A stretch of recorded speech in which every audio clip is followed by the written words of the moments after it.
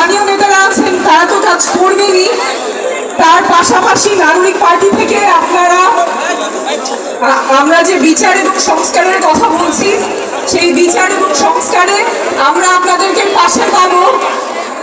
আপনাদের সন্তানেরা যেই কারণে রাস্তায় নেমেছিল, গুলি উপেক্ষা করে, পুলিশের ভয় উপেক্ষা করে, সেই সংস্কার যাতে আমরা আনতে পারি, এটা যাতে শুধুমাত্র ক্ষমতার পথ পরিবর্তনে সীমাবদ্ধ না থাকে, আসলেই যাতে সংস্কার হয়, দেশটা যাতে সকল নাগরিকের হয়, সকল প্রতিষ্ঠান যাতে বাংলাদেশের নাগরিকের জন্য কাজ করে, কোনো পক্ষ, কোনো দল, কোনো পরিবারের না হয়ে বাংলাদেশের সকল নাগরিকের জন্য যাতে রাষ্ট্রীয় প্রতিষ্ঠানগুলো কাজ করে, সেই নিমিত্তে আমরা কাজ করব।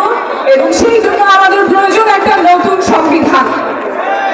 সেই নতুন সংবিধান আমরা গণপরিষদ নির্বাচনের কথা বলছি, যাতে করে নতুন সংবিধান একটা টেকসই মাধ্যমে আমাদের কাছে আসে।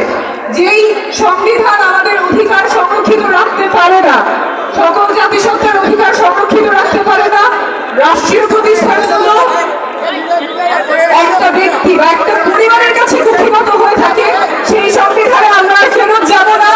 আমরা নতুন সংবিধান আনবো যেখানে নষ্ট হবে বাংলাদেশের নাগরিকের। সেই সংগ্রামে আমরা ময়মনসিংহবাসীকে পাশে পাবো।